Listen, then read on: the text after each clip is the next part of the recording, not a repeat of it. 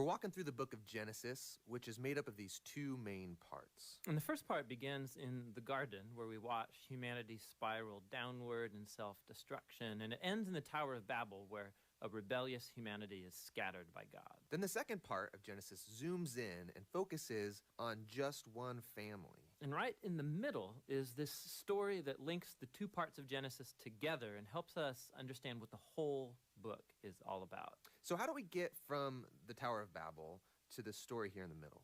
Well, after the scattering at Babel, there's this genealogy, and it follows one of the tribes all the way down to this one guy named Abram. You probably know him as Abraham. And God starts making all these promises to Abraham, like he's going to bless him and give him a ton of kids. And he says that through him and his family, all the nations of the earth are now going to find God's blessing. So basically, God is trying to restore humanity back to the goodness of the garden and to his original intentions for the world. So it's like his rescue plan for humanity. And that's why the whole second half of Genesis is about this one family. And so you have Abraham, and then he has his son Isaac, who has Jacob, and then Jacob has 12 sons. And to each generation, God renews his promise to bless them and all nations through them. So because of this promise to use this family to rescue the world, it's pretty easy to read these stories as examples of how to be a good person. But actually, for the most part, this family is totally dysfunctional. So for example, let's go back to Abraham. This whole story is about God giving him and his wife Sarah a family, but two different times. He basically gives Sarah away to other men by denying that she's even his wife. And then Sarah gets impatient about having a son, and so she makes Abraham sleep with her servant girl, which then causes all of these other problems in the family. So they get really old, and you begin to think that there's no way they're going to have a kid of their own. But then, miraculously, they do. It's Isaac. And Isaac, he has two sons, Esau and Jacob, and it seems like things are going pretty good. But Jacob, the younger brother, wants the family's inheritance, which belongs to Esau, the older brother. So he devises a plan where he's going to steal it from his father, Isaac, who at this point in the story is now old and blind. Which, who does that? Horrible, stealing from your blind father. Yeah, and then he just takes off. So Jacob goes on from there to have 12 sons, big family. But Jacob loves his 11th son, Joseph, way more than all the others. And so he gives him the special Technicolor dream coat, and his brothers, because of this, come to hate him. So much so that they plan on killing him. But they don't. They instead just sell him as a slave down in Egypt. Now, while in Egypt, through this crazy series of events, Joseph goes from being in a prison cell to becoming the second in command there. And so later on, the whole Middle East falls into this food shortage. And Joseph's brothers, they come down to Egypt looking for food. And then when they get there, who should they find as the ruler of the whole land? It's Joseph, that guy they sold into slavery. But he actually saves them from starving to death. And so here you have it. These are the great-grandchildren of Abraham who have done this heinous act to their brother, but God has transformed their evil into something good. And that's exactly what Joseph says here in the last paragraph of the entire book. He says, you guys planned all of this for evil, but God planned it for good, to save people's lives. Now, these words, they conclude the book because they actually summarize the message of the whole story so far. Humans keep choosing evil, and we are thinking they're screwing up God's plan, but he keeps turning their evil back into good. And somehow, he's going to use this family to restore humanity back to the garden. So that's the book of Genesis. But we still don't know how exactly he's going to use this family to bring us back to the garden. Well, yeah, but this is just the first book, so that's what the rest of the Bible sets out to answer. 네, 반갑습니다. 여러분들 오랜만에 현장 예배 이렇게 같이 예배를 드리는데요. 네, 불 한번 좀 켜주시겠습니까? 우리 옆에 불 켜지면 옆에 친구들과 함께 이렇게 한번 오랜만에 인사해 봅시다. 자, 이렇게 인사해야 돼요. 못 본 새 많이 변했네. 시작. 네, 이제 인사 수줍게 이렇게 받았으니까요. 네, 그대로 또 돌려줘야죠. 자, 이렇게 또 인사합니다. 너도 선생님도요. 시작. 네. 네. 이렇게 수줍게도 인사해봤어요. 네. 여러분들 오랜만에, 진짜 오랜만이에요. 오랜만이에요, 그렇죠? 굉장히 오랜만이고 제가 아까 이제 앞에서 이제 예배드리면서 여러분들 이렇게 얼굴 보면서 인사 최대한 많이 하려고 이렇게 했는데 한 번에 못 알아본 친구가 있을 정도로 우리 친구들 키도 많이 컸고요.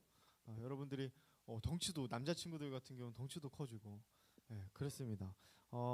오랜만에 보니까 그런 걸까요? 아무튼 굉장히 많은 변화가 있었던 것 같아요. 여러분들에게도 한번 물어보겠습니다. 목사님 오랜만에 봤잖아요.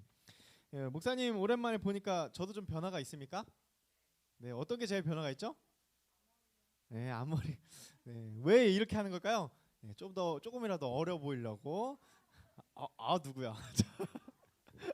네, 제가 정말 여러분 못 본 사이에 제가 굉장히 많은 변화들이 있었어요. 이를테면 제 몸무게 숫자가 거기까지만 하겠습니다. 네, 많이 변했고요. 그리고 또 개인적으로 참 좋은 의미에서 좋은 변화도 있었어요. 그것은 뭐냐면 제가 이제 결혼하고 이제 아내랑 같이 이제 2명이 살다가 이제 식구가 3명이 됐습니다. 네. 그러다 보니까 이제 갓난아기에 대한 이야기들 이제 임신 중이거든요. 그래서 아직 출산하려면 조금 남았는데 모든 게 이제 목사님의 모든 주제가 이제 다 아이에 대한 주제가 돼 버렸어요. 그래서 제 주위에 있는 친구들도 다 갓난아기들에 대한 이야기, 어떻게 키우면 너 이제 큰일 났다, 뭐 이런 얘기도 목사님한테 해주고, 그런 얘기들이 제 삶에서는 조금 변화라면 여러분들과 보자는 사이에 그런 변화였던 것 같아요. 보자는 그 시간 동안 저에겐 큰 변화가 있었습니다. 그러다 보니까 목사님이 이제 설교를 준비하면서 말씀을 좀 최대한 쉽게 전해야겠다는 생각에 좀 예화를 좀 많이 준비하고 좀 쉽게 좀 풀어가려고 해요. 오늘 우리가 읽었던 이 토라 시리즈 2번째거든요. 토라가 뭔지 혹시 기억나는 친구 있나요?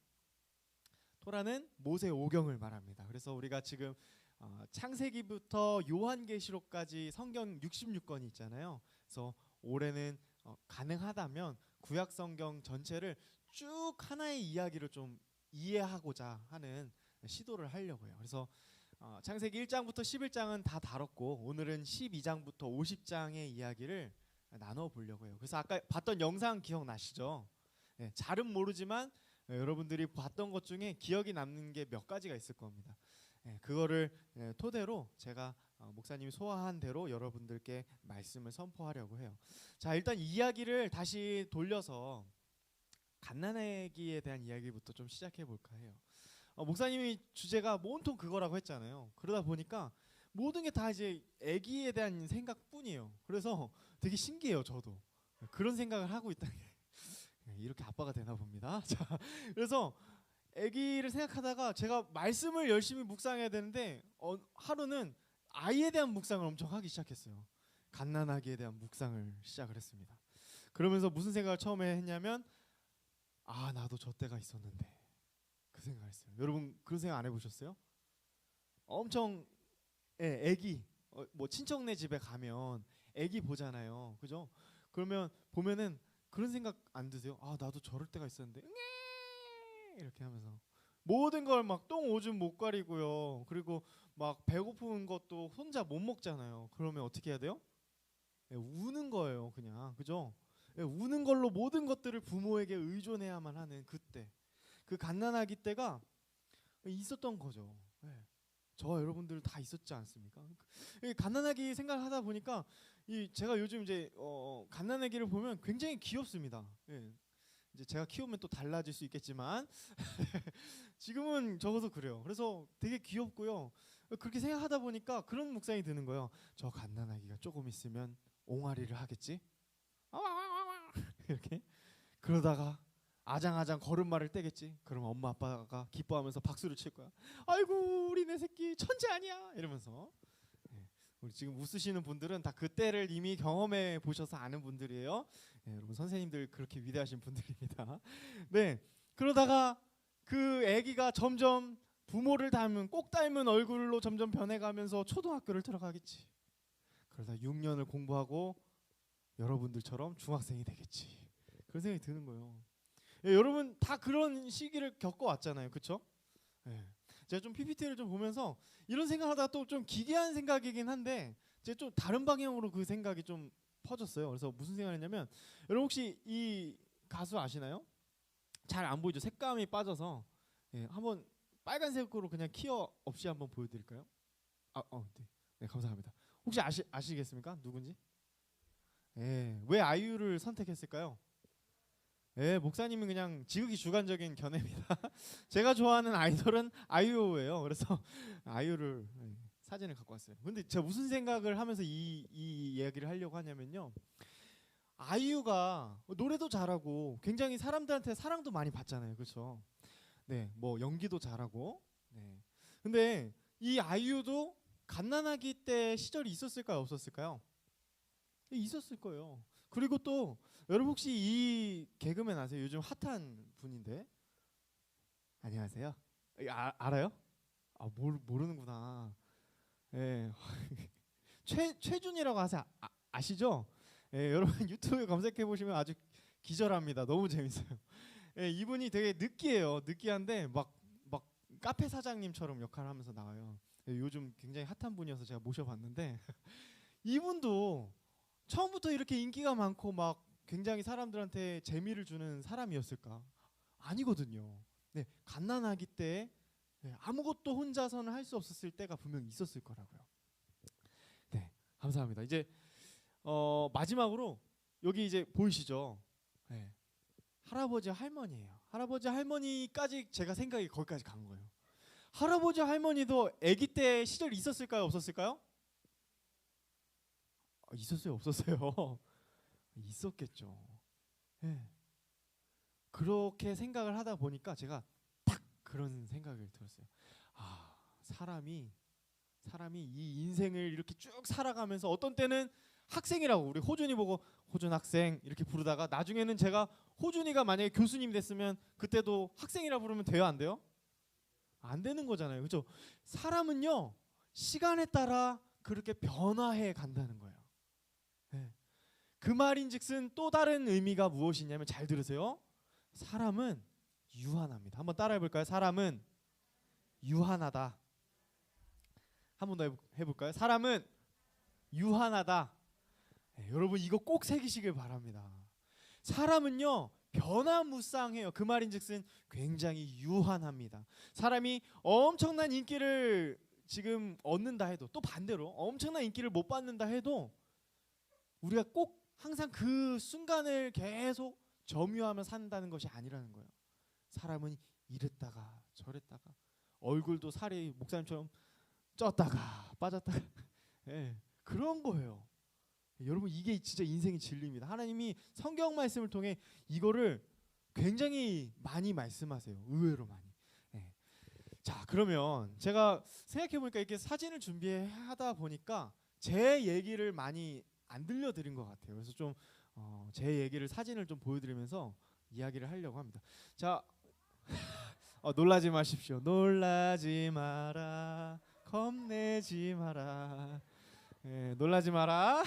자, 예, 저렇게 웃고 있는 사람이 누굴까요? 아, 되게 민망하네. 네, 접니다. 자, 그러면 두 번째 질문. 이게 몇 년 전일 것 같아요? 어떻게 알았어요? 제 과거를 어떻게 아시죠? 왜냐면 제가 군대를 굉장히 늦게 갔거든요. 그래서 바로 맞추셔가지고 앞으로 처신을 제가 좀 잘하겠습니다. 네. 저 7년 전이에요. 7년 전 군대에 있을 때입니다. 나이가 꽤 들어서 갔어요. 그래서 좀 생각보다 좀 쉽지 않았어요. 네, 많이 이게 나이가 많으면요 더 이렇게 얕보지 않으려고 선임들이 많이 좀 합니다. 뭔가 푸시를 합니다. 근데 유독 좀 얼굴이 어때 보여요? 네, 밝아 보이죠? 왜 밝을까요? 아니에요. 네, 저녁이 얼마 안 남아서요. 네, 지금 세상 가장 행복해요. 지금 저녁 얼마 안 남은 우리 이제 뭐 부장님도 말씀하셨는데 아드님께서 이제 저녁 얼마 안 남으셨는데 굉장히 행복합니다. 뭐 무슨 일이 있어도 그래 다 하고 싶은 거 다 해 막 이렇게 지금 그런 거예요. 자 그러면 다음 사진이요. 자 이거는 몇 년 전 사진일까요? 괜히 여러분들의 그 눈을 좀 이렇게 힘들게 해서 죄송합니다. 자, 이 몇 년 전 사진일 것 같아요? 누구냐고요? 목사님이야. 자, 네, 목사님 5년 전 사진이에요. 그러니까 군대 갔다 오고 나서 약간 회춘을 잠시 했습니다. 왜 그럴까요? 네, 그렇죠. 맞아요. 다른 이유 없어요. 군대 전역하면 세상 모든 게 뭔가 다 내가 내 뜻대로 될 것만 같은 그런 느낌적인 느낌. 네, 그래서 행복합니다. 저 옆에 있는 친구는 누굴까요? 네, 제 동생입니다. 네, 동생아 미안하다. 네, 그래요. 이게 이제 7년 전, 5년 전 영상 사진이고요. 제가 이제 4년 전부터 사역을 처음 시작하게 됐어요. 그리고 여기가 두 번째인데 그때는 전도사 시절이었는데 다음 사진 보면 예, 믿기지 않겠지만 접니다.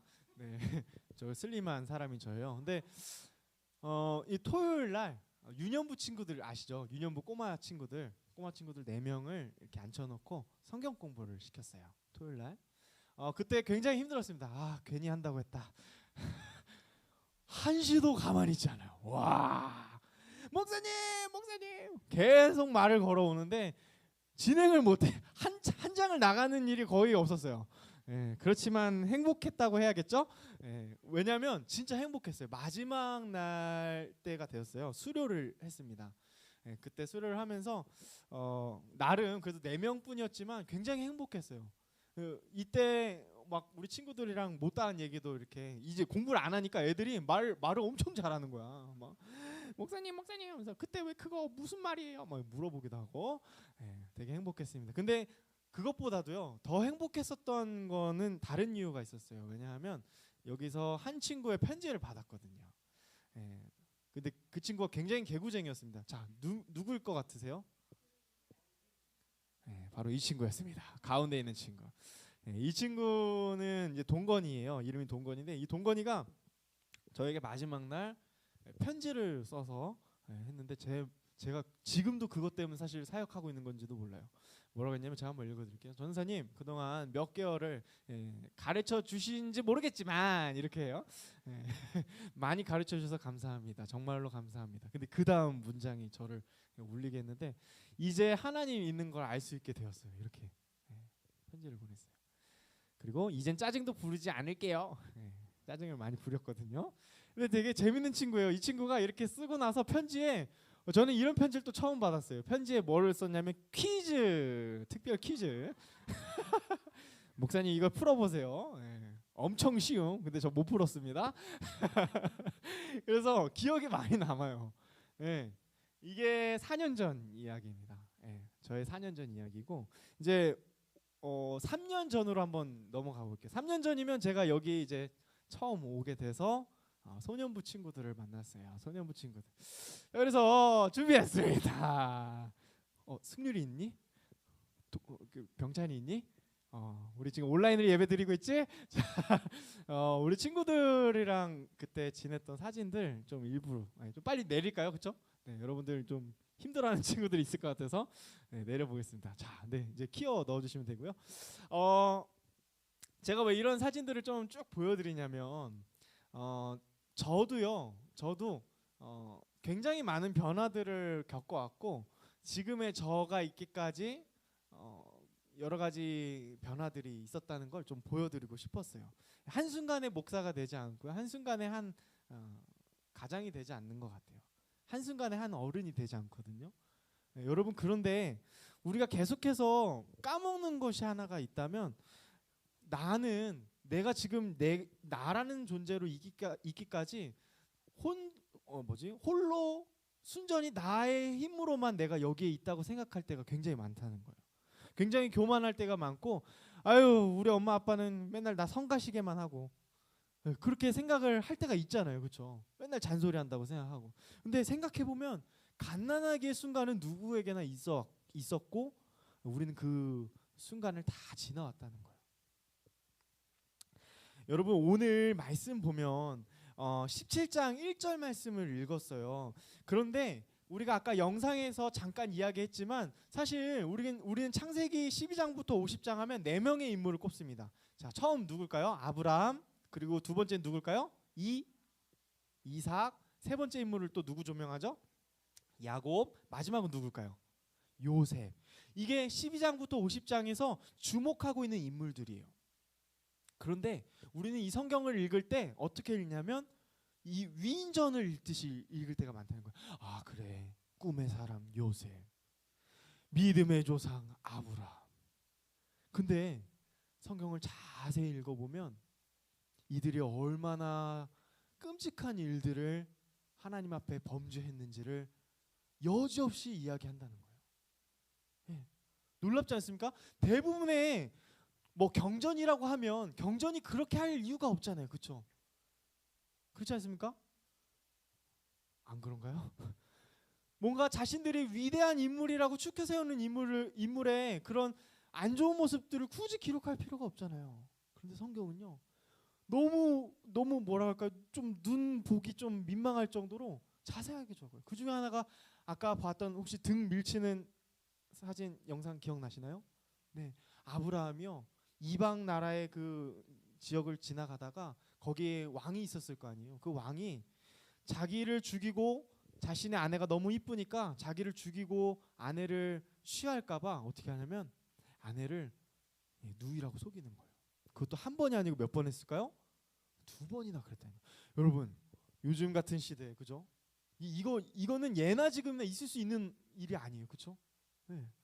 요즘 막 뉴스 보면은 우리 신생아 아기를 막 이렇게 안 좋게 그렇게 하는 것들을 보면서 많은 공분들이 일어나잖아요, 그렇죠? 네. 근데 아브라함이 그랬다는 거예요. 아브라함이 있을 수 없는지. 근데 또 그런 아브라함의 아내는 어떻게 했어요? 예, 하나님의 약속에 분명히 하나님 말씀하셨거든요. 이 부부에게 뭐라고 말씀하셨냐면, 저 무뼈를 세워볼 수 있냐, 세울 수 있냐, 바닷가의 모래를 봐라. 내가 너를 정말 민족의 아비. 예, 하나님께서 그렇게 자손들을 주시겠노라고 약속을 하셨는데 그 약속을 기다렸어요? 기다리지 못했어요? 기다리지 못했어요. 그러자 이 하나님의 약속을 인위적인 방법으로 성취하고자 자신이 첩을 이 아브라함 남편에게 준 거예요. 여러분, 이게 있을 수 있는 일입니까? 옛날 문화니까 그랬겠죠. 아니에요. 있을 수 없는 일인 거예요. 여러분, 이런 눈시울을 좀 이렇게 찌푸리게 하는, 미간을 찌푸리게 하는 이런 일들이 성경에 기록된 이후, 그 다음 우리가 읽었던 말씀, 바로 이 창세기 17장 말씀이 시작이 되는 거예요. 제가 좀 시간이 없어서 좀 빨리 넘길 거예요. 그 다음 제가 보여드릴 거는, 이거는 뭐냐면, 짧게만 얘기하고 넘어갈게요. 성경이요, 계속해서 이 하나님께서 이 모세를 통해서, 저자 모세를 통해서 의도적으로 병행해서 이야기하는 것들이 있어요. 그 중에 가령 이런 것들입니다. 사레와 아담에게 주신 이 아내가 누구였죠? 하와, 그죠? 이 하와와 이 아브라함의 아내였던 사라, 또는 사레라고도 하는데, 이 사라와의 연관성이 있어요. 되게 비슷합니다. 그거를 의도적으로 문학적으로 이렇게 표현을 해요. 그게 뭐냐면, 여자가 이 선악을 알게 하는, 그러니까 하와가 선악을 알게 하는 이 나무의 실과를 먹었죠. 먹고 그 다음에 누구에게 줬어요? 네, 아담에게 줬잖아요. 그렇게 범죄를 했잖아요. 네, 그러한 것과 비슷하게 사라 역시도 그러한 하갈, 첩을 이 남편 아브라함에게 줬다는 것이 굉장히 큰 범죄였음을 성경은 의도적으로 이렇게 병행하여 보게끔 이렇게 성경을 기록하고 있어요. 창세기 16장의 말씀이 그렇습니다. 네, 여러분, 지금 여기 이 부부는요, 굉장히 지금 하나님 앞에 굉장한 죄를 지은 부부예요. 자, 그런데 17장 1절, 우리 한번 17장 1절 말씀 찾아서 다시 한번 읽어보도록 하겠습니다. 성경 갖고 계시면 17장 1절 말씀 같이 한번 읽어볼게요. 시작. 아브라함이 99세 때 여호와께서 아브라함에게 나타나서 그에게 이르시되, 나는 전능한 하나님이라. 너는 내 앞에서 행하여 완전하라. 아멘. 예, 여러분, 앞에 아브라함이 몇 세래요? 99세래요. 여러분, 아브라함과 사라가 굉장히 많은 나이가 들었으면 알 수 있죠. 여러분, 나이가 일정 나이가 지나가면요, 임신을 하고 싶어도 임신이 안 되게 돼요. 여러분, 그 나이를 지금 넘었을까요? 안 넘었을까요? 네, 넘었어요. 여러분, 이 부부 아브라함과 사라는 하나님의 약속이 점점 희미해졌을 거예요. 굉장히 많은 시간이 흘렀음을 성경은 말하고 있어요. 그 16장에서 그렇게 말도 안 되는 짓을 이 아브라함과 사라가 벌이고 난 이후에 굉장히 많은 시간이 흘렀습니다.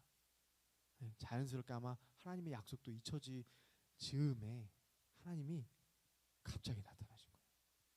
갑자기 나타나셔서 뭐라고 하시냐면 한번 따라해 볼까요? 나는 전능한 하나님이라. 네. 여러분 좀 이상하지 않습니까? 야, 아브라함, 너 실망이야. 너 어떻게 나한테 그럴 수 있어? 내가 12장 때도 얘기하고 15장 때도 내가 너한테 약속했고 그렇게 약속까지 했는데 너 어떻게 나한테 그럴 수 있냐? 그러신 게 아니라 딱 아브라함에 대한 얘기를 하지 않으시고 자기 자신에 대한 이야기를 하시는 거예요. 나는 전능한 하나님이라. 나는 전능한 하나님이라. 목사님이 요 말씀 한 구절만 여러분들의 마음에 새겼으면 좋겠어요. 여러분 다른 거 다 기억 안 나셔도 우리 아까 갓난아기 했던 거 이야기를 조금 붙여서 한번 계속해서 이어가 볼게요. 자, 우리는 유한합니다. 네, 우리는 굉장히 유한하고 변화무쌍합니다. 그런데요, 하나님은 언제나 변함이 없으세요. 여러분 믿으십니까? 하나님은 영원하신 분이세요. 믿으세요? 하나님은요, 어제나 오늘이나 내일까지도 영원히 변하시지 않으시는 분이에요. 근데 그런 하나님께서 어떤 속성을 갖고 계시냐면 전능하시대요.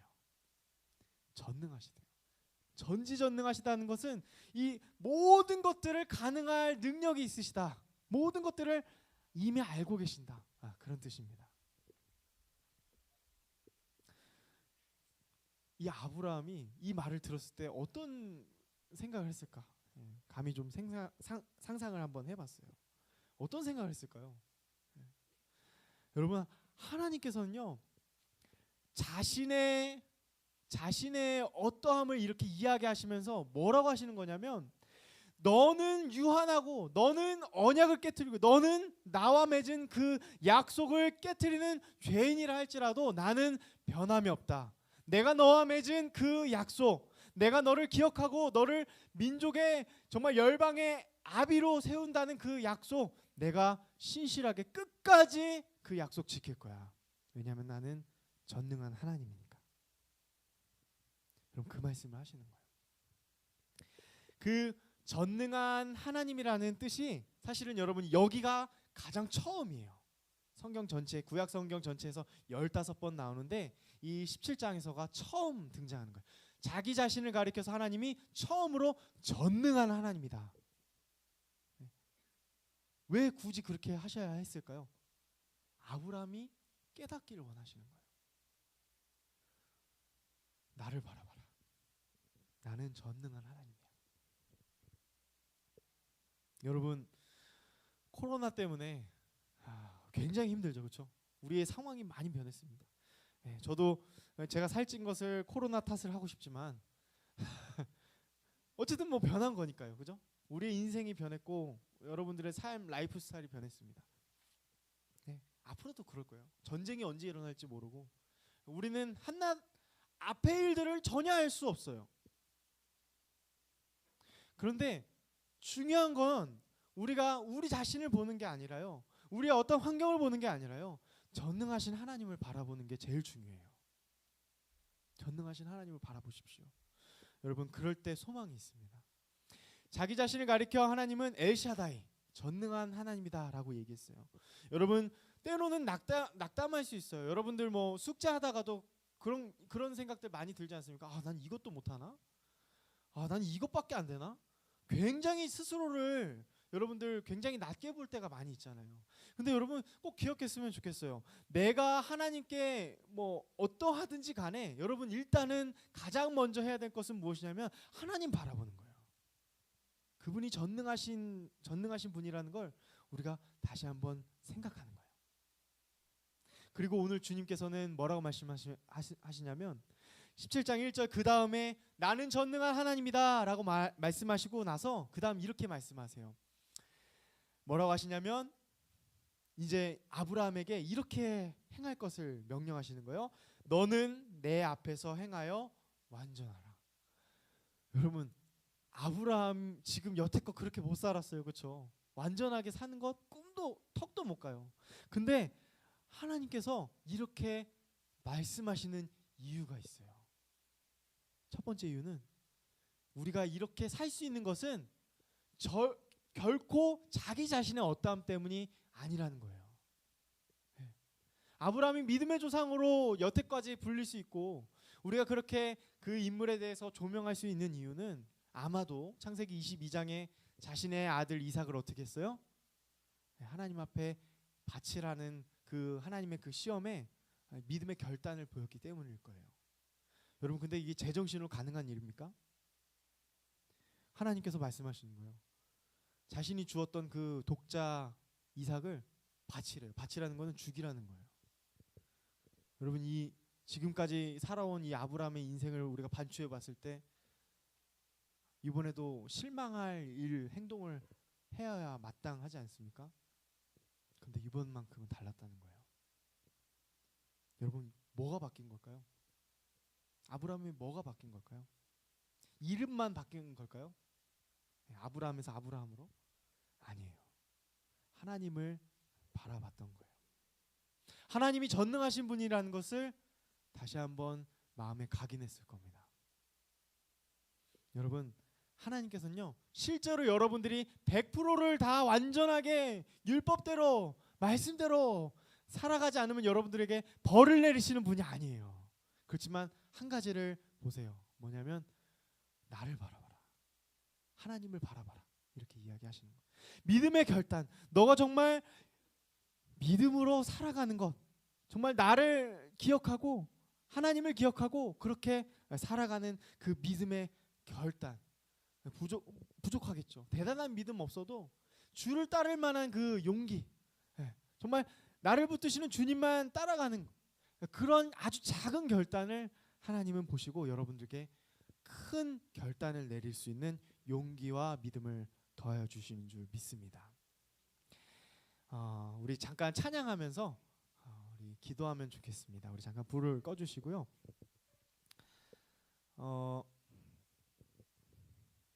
우리 대단한 믿음 없어도 우리 후렴만 좀 찬양해 볼 건데요. 여러분들 가사를 좀 숙지하시면서 한번 가사를 보시면서 실제로 이렇게 고백했으면 좋겠어요. 네, 날 위해 보이신 사랑이 오늘도 날 살게 하시네. 나를 이끄시는 주님만 따라가네. 여러분, 이 고백이 저와 여러분들의 고백이 되었으면 좋겠습니다. 우리 함께 찬양해 볼게요. 네. 모든 생활 속에 주와 동행하네. 날 하나도 나의 맘을 아시네. 날 위해 보이신 사랑이 오늘도 날 살게 하시네. 나를 이끄시는 주님만 따라가네. 우리 한 번 더 고백합시다. 모든 생활 속에 주와 동행하네.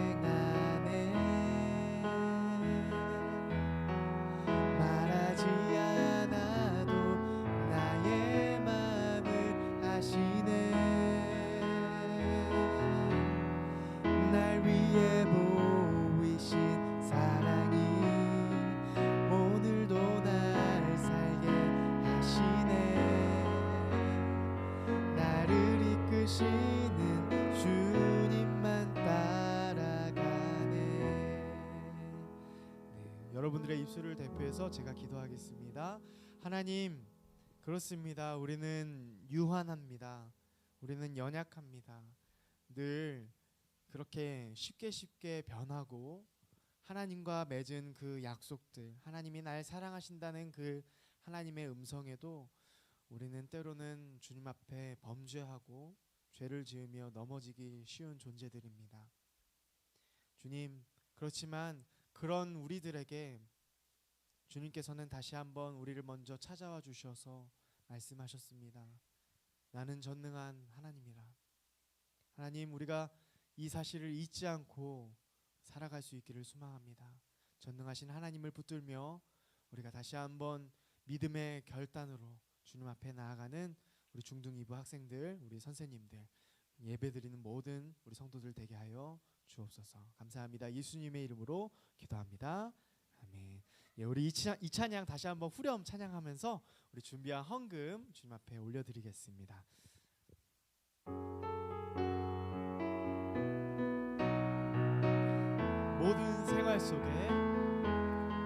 모든 생활 속에 주와 동행하네.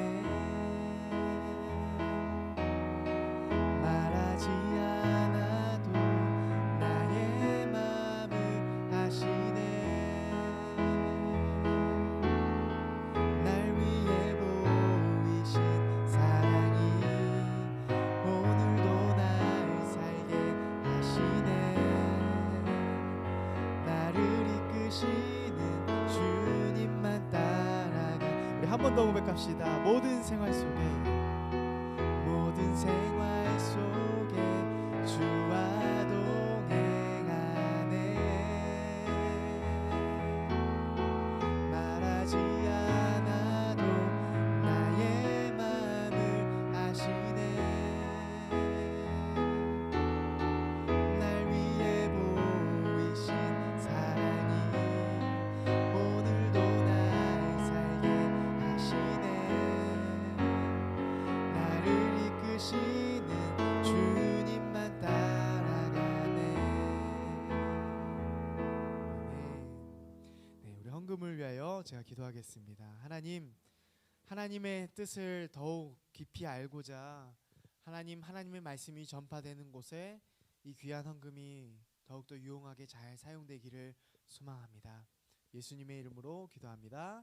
아멘. 축도하겠습니다. 지금은 교회의 머리가 되시는 우리 구주 예수 그리스도의 은혜와 성부 하나님의 그 크신 사랑과 성령 하나님의 감화 감동 역사하심이 오늘 아브라함에게 찾아오신 전능하신 하나님을 기억하며 전능하신 하나님을 붙들고 살아가기로 결단하는 우리 중등이부 학생들과 우리 교사들과 우리 학부모들과 온라인으로 예배드리는 모든 성도들 머리 위에 이제로부터 영원토록 함께 하시기를 축원하옵나이다.